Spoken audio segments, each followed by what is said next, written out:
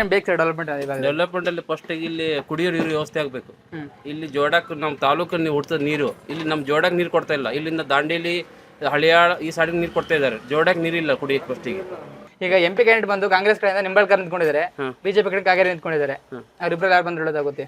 ಅದರಲ್ಲಿ ಈಗ ನಮ್ಮ ಗೌರ್ಮೆಂಟ್ ಯಾವ್ದಿದೆ ಅದು ಬರಲೇಬೇಕಲ್ಲ.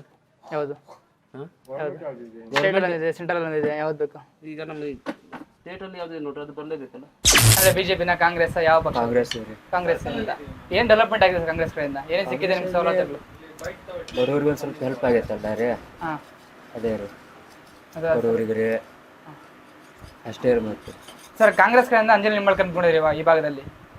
ಅಂಜಲಿ ನಿಂಬಾಳ್ಕರ್ ಅಂತ MP ಕ್ಯಾಂಡಿಡೇಟ್, ಅವ್ರು ಗೆಲ್ಬೋದಾ ಈ ಭಾಗದಲ್ಲಿ? ಗೆಲ್ಬೋದು. ಸರ್ ಈಗ ಲೋಕಸಭೆ ಎಲೆಕ್ಷನ್ MP ಎಲೆಕ್ಷನ್ಸ್, ಈ ಒಂದು ಭಾಗದಲ್ಲಿ ಯಾರು ಬರಬೇಕು ಅನ್ಸುತ್ತೆ? ಈಗ ಬರೋದು ನಮ್ಮ ಉತ್ತರ ಕನ್ನಡ ಡಿಸ್ಟ್ರಿಕ್ಟಲ್ಲಿ ಸ್ವಲ್ಪ ಡೌಟ್ಫುಲ್ ಇದೆ. ಎರಡೂ ಟಫ್ ಫೈಟ್ ಇದೆ, ಕಾಂಗ್ರೆಸ್ಸು BJP. ಅಲ್ಲ ಯಾರು ಬರ್ಬೋದು ಅನ್ಸುತ್ತೆ ನಿಮಗೆ? ನಿಮಗೆ ಎರಡರಲ್ಲಿ ಒಟ್ಟ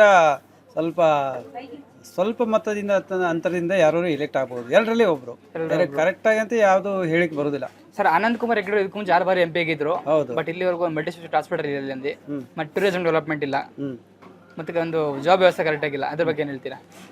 ಅದಂತೂ ಸರಿ ಇದೆ. ಅವರು ಆ್ಯಕ್ಚುಲಿ ಈ ಕಡೆ ಡೆವಲಪ್ಮೆಂಟ್ ಸೆಂಟ್ರಲ್ ಡೆವಲಪ್ಮೆಂಟ್ ಏನು ಮಾಡಿರಲಿಲ್ಲ. ಸೆಂಟ್ರಲಿಂದ ಯಾವ ಸ್ಕೀಮ್ ತೊಗೊಂಡಿಲ್ಲ.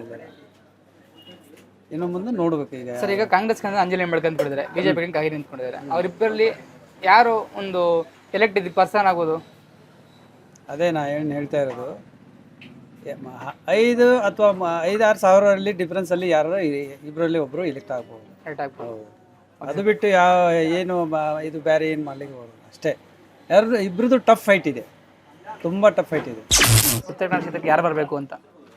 ಈ ಸೈಡ್ ಬರೋದು ಜಾಸ್ತಿ ಈ ಖಾನಾಪುರ ಕಾಂಗ್ರೆಸ್ ಬರೋದು. ಸರ್ ಹೆಂಗೆ ಕ್ಯಾಂಡಿಡೇಟ್ ಅವರು ಅಂಜಲಿ ನಿಂಬಾಳ್ಕರ್ ಅವರು?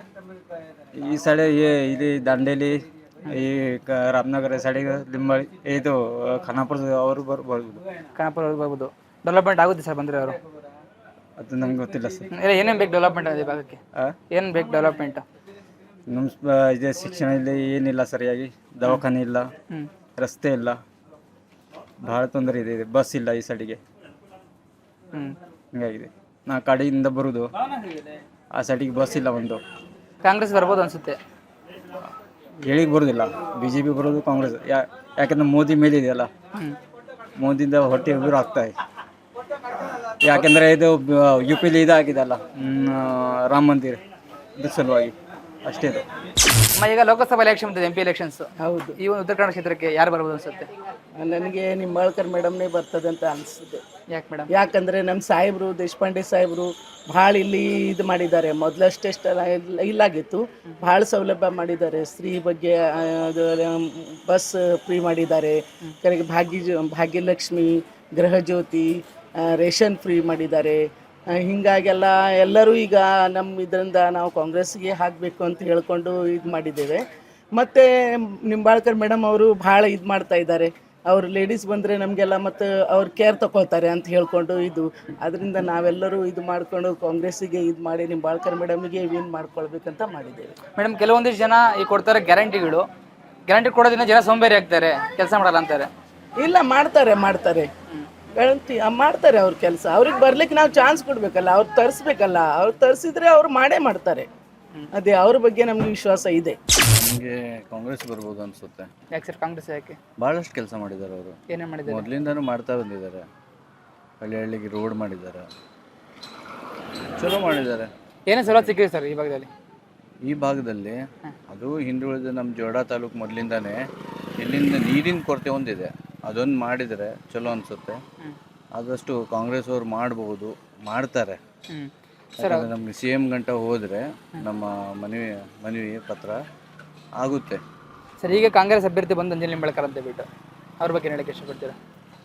ಏನು ಹೇಳಿದರೆ? ಅಂಜಲಿ ನಿಂಬಾಳ್ಕರ್ ಅಂತ, ಹಾಂ, ಅವ್ರ ಬಗ್ಗೆ ಏನು ಹೇಳಕ್ಕೆ ಇಷ್ಟಪಡ್ತೀರಾ?